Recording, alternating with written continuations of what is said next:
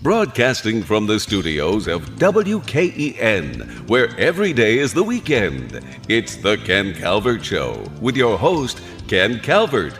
And if you have anything nice to say about him, keep it to yourself. And now, here's Ken Calvert. Hi, everybody, and welcome to the Ken Calvert Show podcast, coming to you live from the casual studios of WKEN, where every day it's the weekend. Couple of quick items for you over the weekend. Sadly, we lost the great number 7, Ted Lindsay, Detroit Red Wing, and died at the age of 93.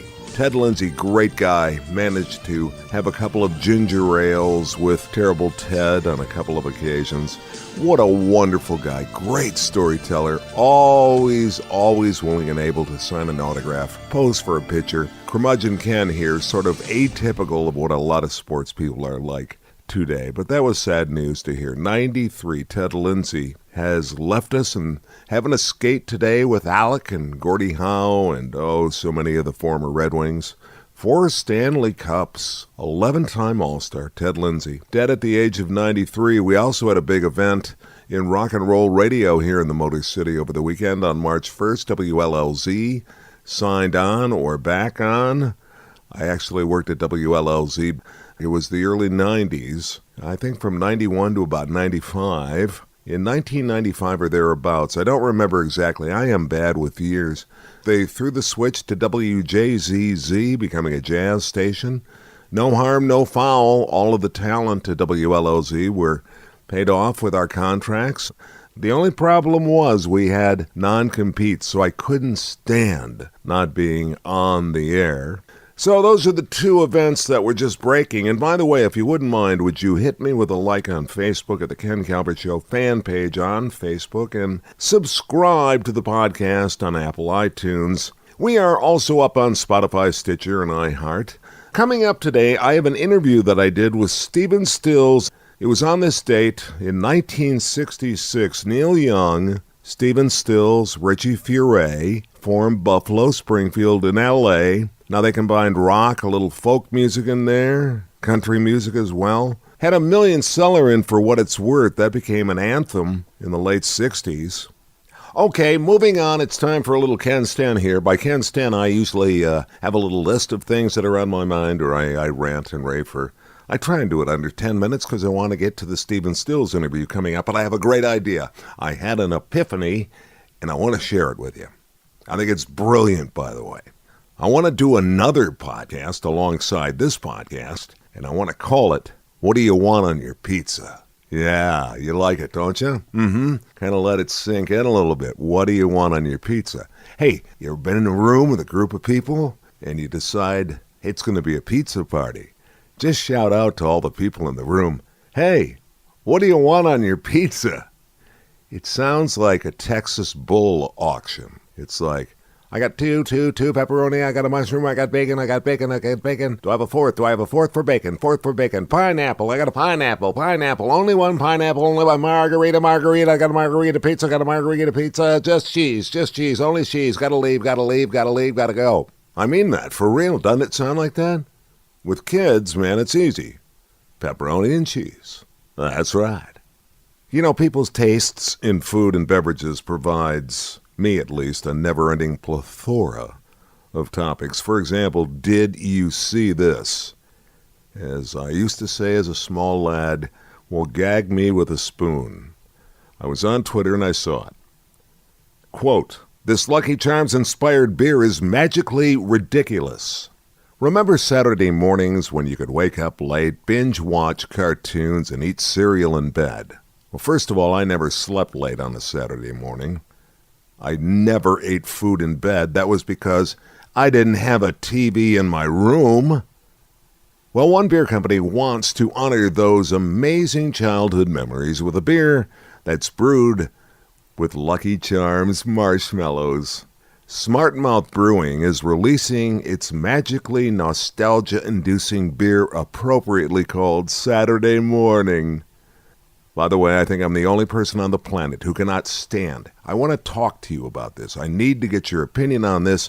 I cannot stand to drink the tainted milk that's left in a cereal bowl. I literally have to look away when other people lift the bowl to their mouths and drink up. It gags me. Sorry, it does. I can't do it, but I think I'm the only person on the planet. As a former radio host, I can assure you that there are 3 topics that are can't miss if you want to explode your phones. Number 1, my first car.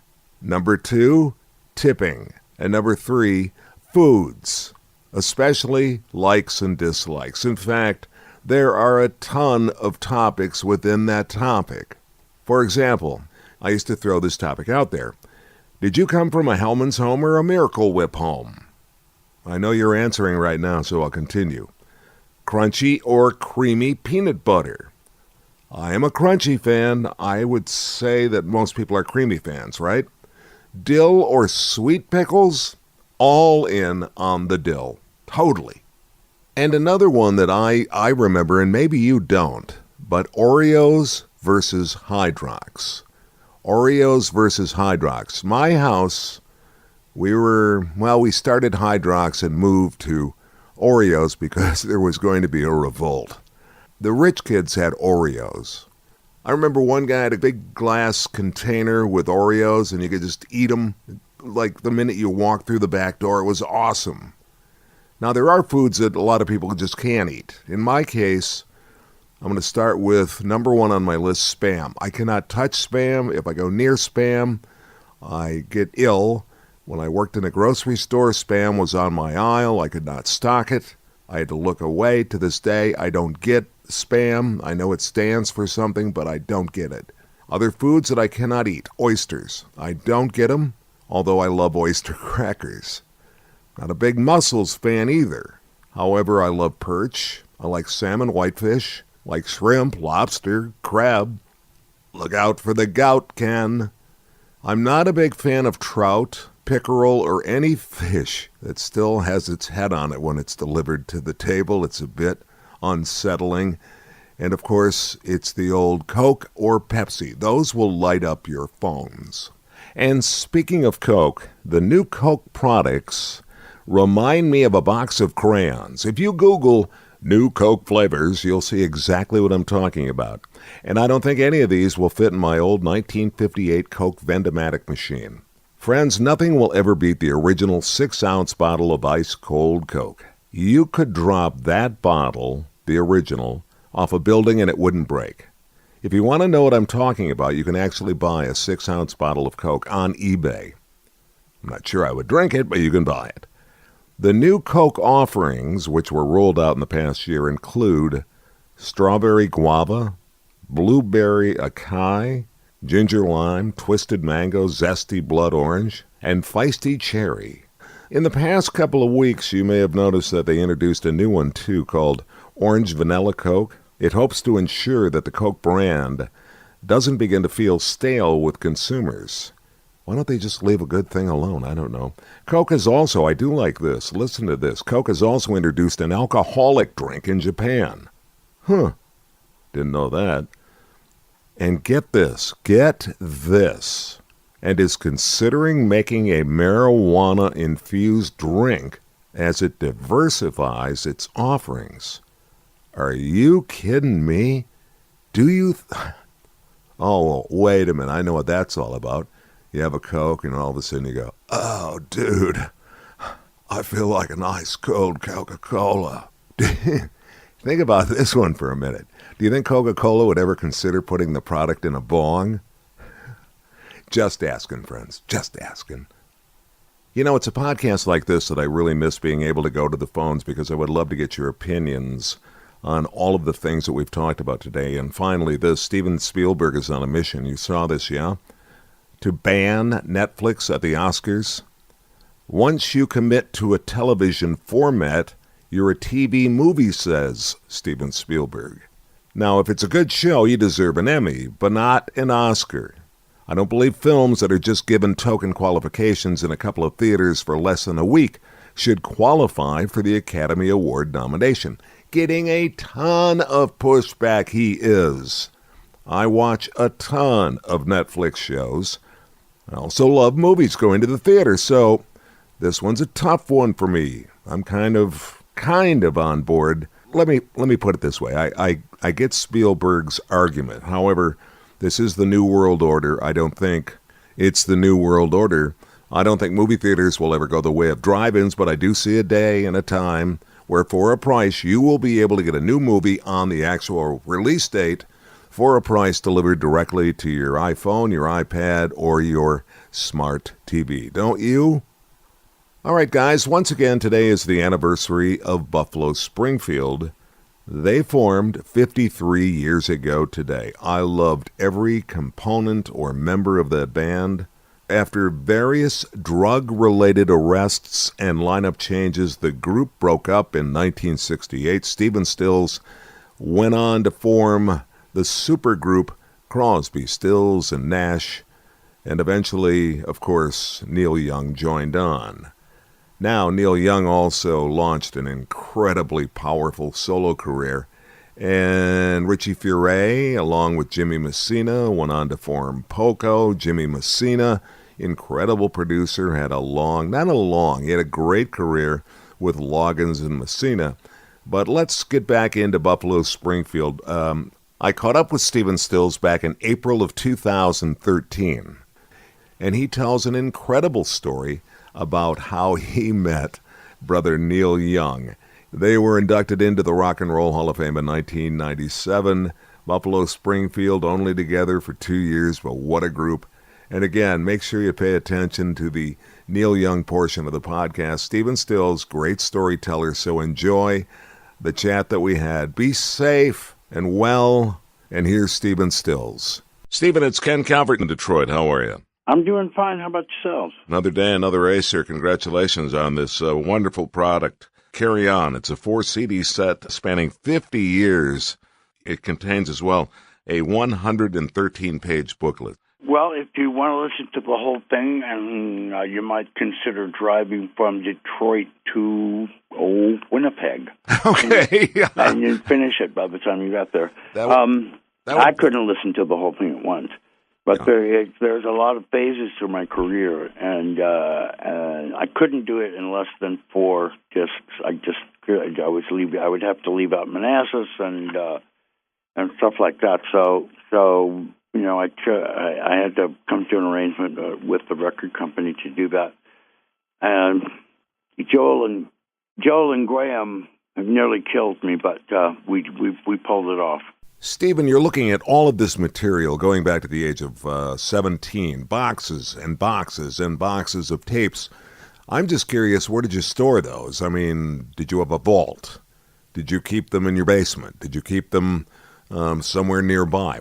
Where were they stored? Everything was in a very expensive,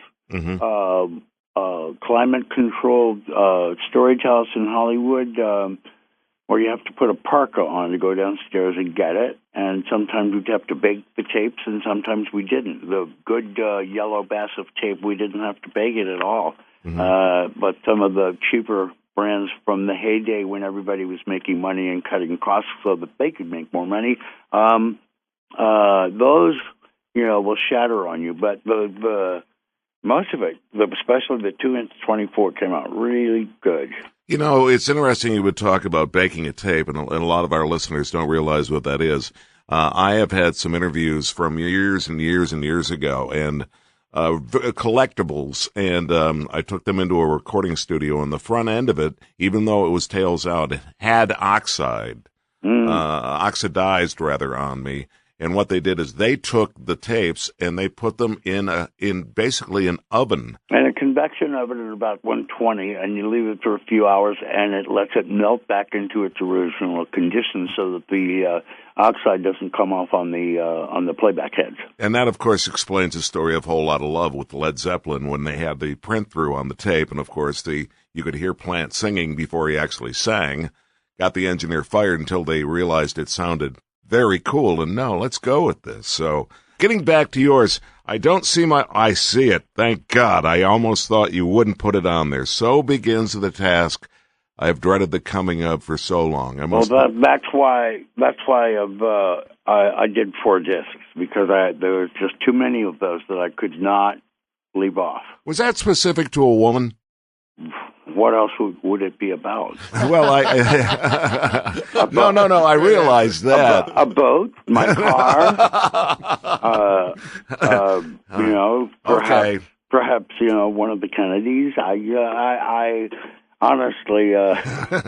You make me feel like a complete idiot now. Thank you. I know it's early in the morning. Drink some more coffee. Get some more brain cells holding hands and think that question through again. No. Why would you ask me that it was about anything else? I'm not going to waste our time with this because I feel like a complete idiot now, Stephen. But nonetheless, I thought maybe that girl. Hey, listen, I'm the one that's sitting on the radio that's going to talk until noon, and then go directly to Bellevue Hospital, having developed Tourette's syndrome. You were saying that Graham Nash, along with Joel, were producing the collection. Do you remember getting a phone call from Graham saying, "Oh my God, wait till you got to hear this, man. Wait till you hear this"? Mostly I heard from Joel. I would see Graham at the shows, and he would say, "Wait till you hear this. We found some great things for you," and they were very tee-hee-hee secretive about it. And I went, "Okay, you're boring me. Bring it." And not yet. They would bring it to me in lots of 20, so that I could make choices between alternate takes, and I tried to do that as efficiently as possible. I produced the original records, and but they pretty much produced and assembled this box set, and we did a lot of the programming and running order together, and the cover art was, of course, Graham's vision, and it took them a couple of years. I mean, there was tapes stretching from through 3 big audio studios. So, Stephen, it was a lot to wade through. Stephen, I'm going to try one more time without having you absolutely destroy my career. The story of Neil Young joining Buffalo Springfield. How does it go? It goes much longer than any of the publicists allow. Mm-hmm. I went through Fort William, Ontario, and already if you're in a town that starts with Fort, you're in trouble. It's now called Thunder Bay, which is cooler, but the town is still kind of wanky, on Western Lake Superior. And I came through with this folk band, and on Saturday night, Gordy, the manager, says, "There's this guy that's going to do a set between your 2 sets on Saturday night." And I said, "Great." And that's fine with me, It's just wide open, and we're all friends here. And this guy out there, it's like, what have I got waiting for me back at my apartment in New York City? I've got an orange Gretsch and an amplifier, and I'm ready to put folk songs to electric guitar, And that's what Neil Young and the Squires were doing. And so he had a week off, and we had a week off, so we spent the entire week together, hanging out and living on A&W root beers and stuff. And we promised, okay, I got to go to Toronto, and we got to go back to New York, and I'm going to go fix you getting a work visa and get you a job at the Night Owl, because I know the owner really well, and he'll do it for me. And I've traveled abroad. You got to get your State Department papers, and it's just a pain in the neck. You got to grind the bureaucracy. And so I go back and do that, and I call his mother, and hello? I said, this is Stephen Stills. I'm looking for Neil. And he told me you were going to call.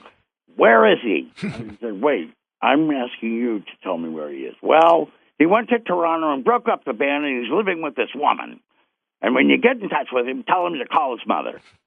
And that was my introduction to Razzie Ragland. So Neil had gone through on to New York while I was gone, and then I didn't see him again until we went to we were in California, and I called Richie and said, "Come on, we're going to have a band, and it's going to be a band, and we're going to create, and it's a band, and